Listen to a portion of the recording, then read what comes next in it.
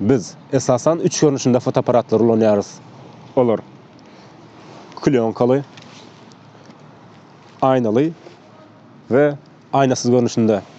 Biz o arada gepleşilen bundan beylek esasen teknologiya var da kız temalar gurrun vereriz. Bugünkü gurrun verecek temamız olsa Sony'nin aynasız kameralarından olan Sony A6000 varada.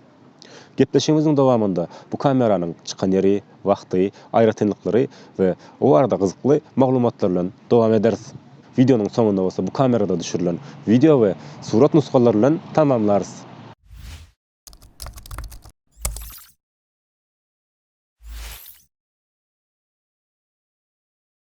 Japonya'nın meşhur firmalarından Sony, Nex ve A6000 seriyalarıyla aynasız kameralara geçip başlayar.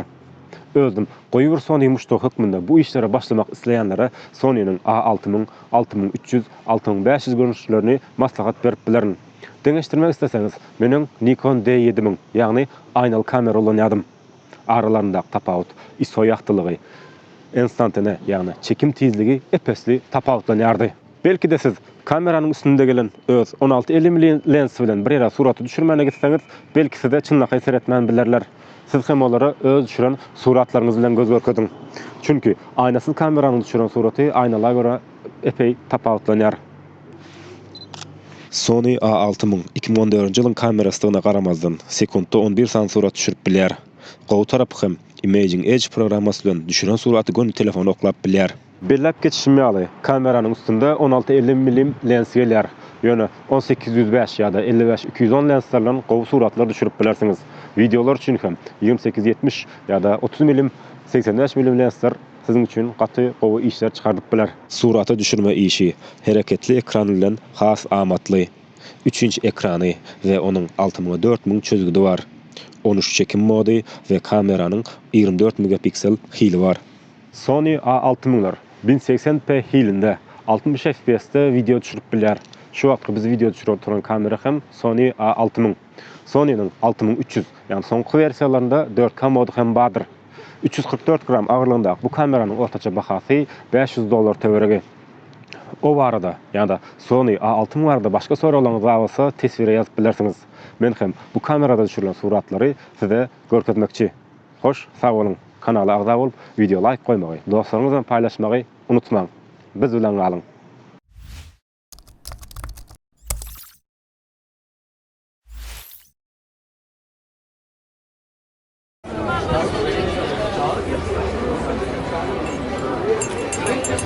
Murat hoş geldin.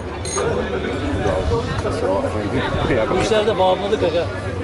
Böyle çekelim bir an böyle bir kare geliyor. Dur evet cep telefonu çıkar. Milletten birileri belli. Yakın o zaman. Tamam.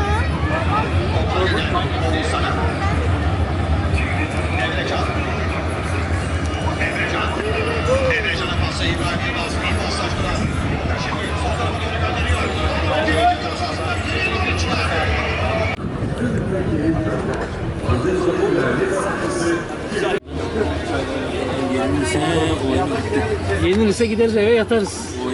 Öyle diyorum arkadaşlar. Aga dedim. Yenilirse şimdi eve git yatıyor. Şeye bekle şimdi. Bırak şeyim de bitti.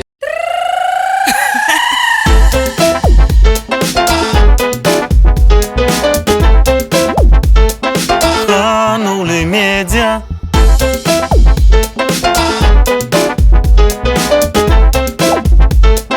Канули медиа.